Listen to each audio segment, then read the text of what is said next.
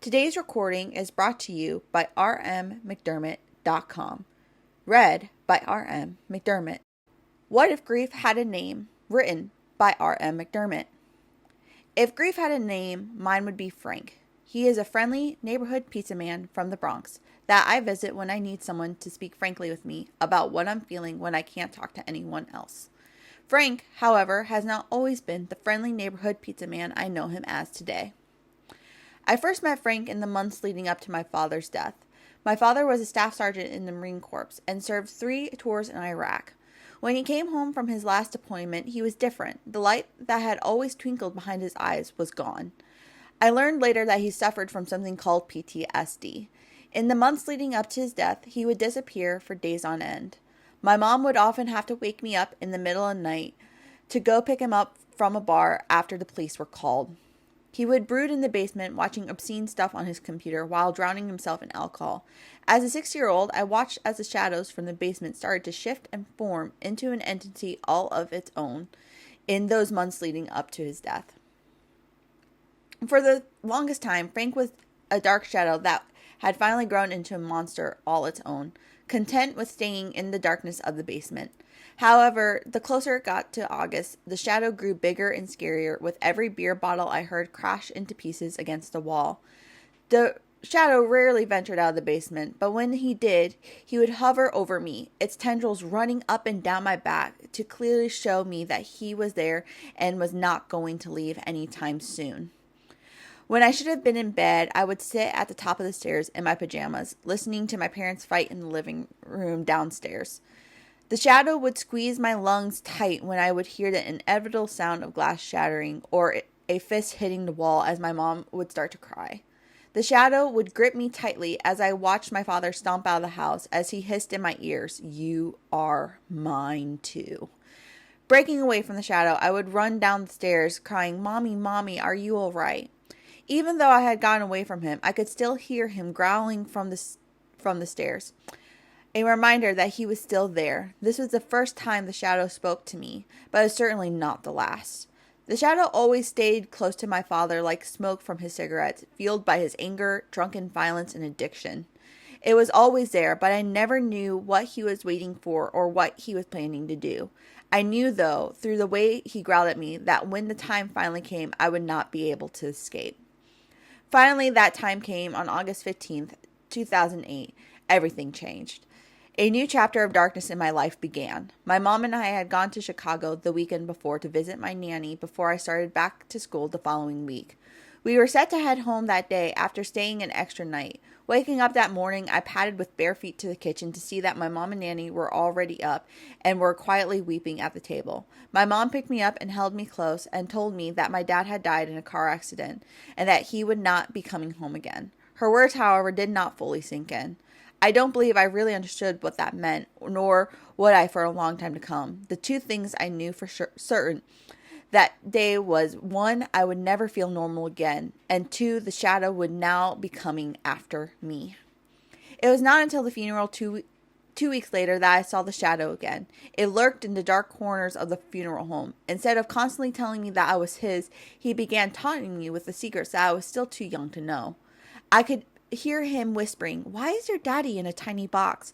When your papa died, you could freely see him in his big box. Why do all your aunties and uncles and grandparents not like your mom anymore?" I never understood what caused my father's family to start treating us differently or why they separated me from in the months and years that followed, but everyone around me made me feel like questions were forbidden, so I was left to wonder why.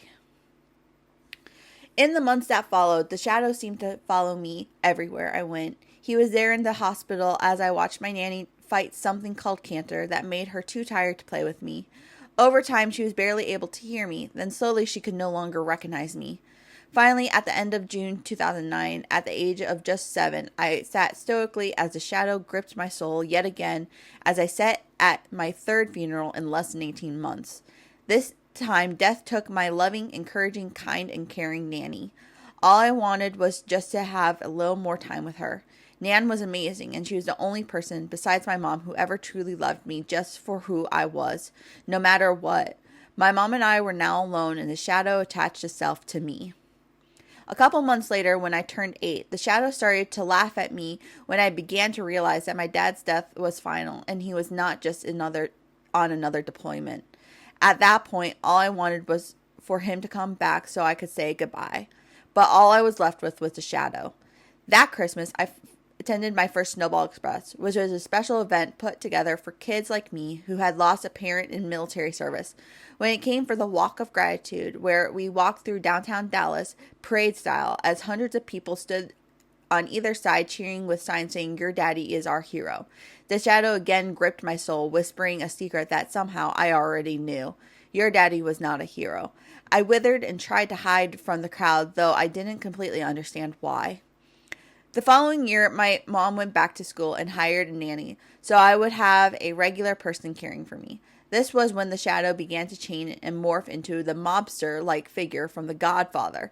The shadow was the ominous darkness that held secrets that I wanted to know, but he would never tell me. Yet I never wanted to explore. When the shadow turned into the mobster, he freely shared the secrets with me as if he wanted to force me to face some truth that I didn't know or understand. He did not have to taunt me like the shadow did because my family was already beating me down. Whenever my grandmother called to talk to me, she would criticize my mom's decision to homeschool me rather than take it up with my mom herself. She would constantly ask me when my mom was going to send me to real school. At the same time, I was struggling through special brain training tutoring to help with my dyslexia and language disorder, which made me feel even more stupid. As all of this was happening, I felt like everyone was abandoning me, both friends and family, because they did not know how to act or what to say around me anymore. They did not know how to talk about my grief, or they were too afraid that they would say something wrong. So they thought it would be better to pull away. The thing is, I needed the exact opposite because I was not meant to carry all of this on my own. Eventually, I felt abandoned by my mom because she was at school every day. And even when she was home, she was always completing assignments.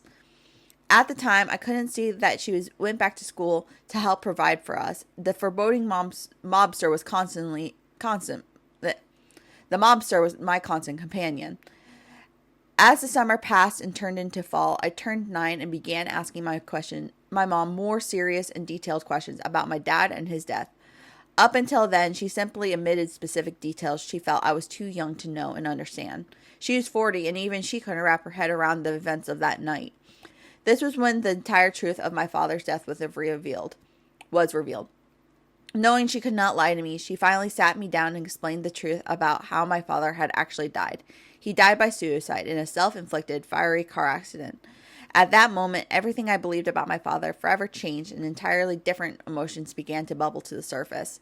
After discovering the truth, I began to run a race I never wanted to run, a race no 9-year-old should ever have to run. But I had no choice. I started running from the truth. I ran from the haunted memories and the horrible emotions caused by them. I forced myself to run towards unachievable goals I set for myself to prove his family wrong, to prove that I was someone worth loving. The mobster was always there, constantly chasing after me, trying to break me down, yelling, "You think you can escape? You can't hide from me. I will always be able to find you. I am inevitable." He was right. I wasn't able to escape him, and he tricked me up a lot.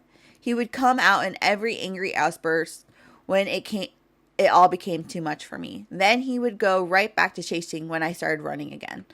By the time I entered high school at 13, the mobster began to mellow down a bit, and he didn't chase after me as hard as he used to. I found myself looking behind me because it felt like something was missing. I realized the angry mobster was no longer chasing me, and he now just stood back and watched. When I began taking college courses at 15, I faced an abusive Phi Theta Kappa chapter advisor and a psychology teacher who broke me down in ways I had never experienced before. The abuse I had faced at their hands caused my own PTSD to rear its ugly head, and the memories and the hate, the anger, the sadness, the feelings of inadequacy, and the anxiety built up until the pressure became suffocating. In this feeling of suffocation, when I looked behind me, I noticed that neither the shadow nor the mobster that had been chasing me for a decade were no longer there as an active presence in my life. Oddly, I realized I had always counted on their foreboding presence to be there. In the fall of 2019, for the first time in 10 years of brokenness, I embarked on a journey to actively seek out and face the pain of grief and betrayal I had been running from for so long. I attended a tragedy assistance program for survivors event where I was placed with teens who had experienced the same type of loss, and I found our stories often paralleled each other. I learned that my story was my own and that I had the right to explore it and share it freely. For the first time since my mom held me on her lap at 6 years old, I felt no shame in writing about and sharing my story. It was through this new journey of discovery that I eventually stumbled upon the standalone pizzeria with a sign over the door that said Frank's Pizza. When the door opened, a kinder-faced Italian tough guy walked out and greeted me like an old friend. "I told you, kid, you couldn't run from me forever. Now get yourself out from that rain cloud and you've kept yourself under, and let's get you a slice of pie." Walking in, I sat down at Frank's table, and for the first time, I told him everything I've felt for so long and how the betrayal of those who were supposed to love me made me feel. After pouring my heart out to Frank, I began to feel better. I sometimes get a little too comfortable with Frank and tend to overstay my welcome. When that happens, Frank will gently pull me out of my chair and say, "All right, kid, it's time to get back on your way. You can't stay with me forever. You need to keep moving forward. But I'll be here the next time you need me, and I'll always have a slice of pie with extra mushrooms waiting for you. Now get going."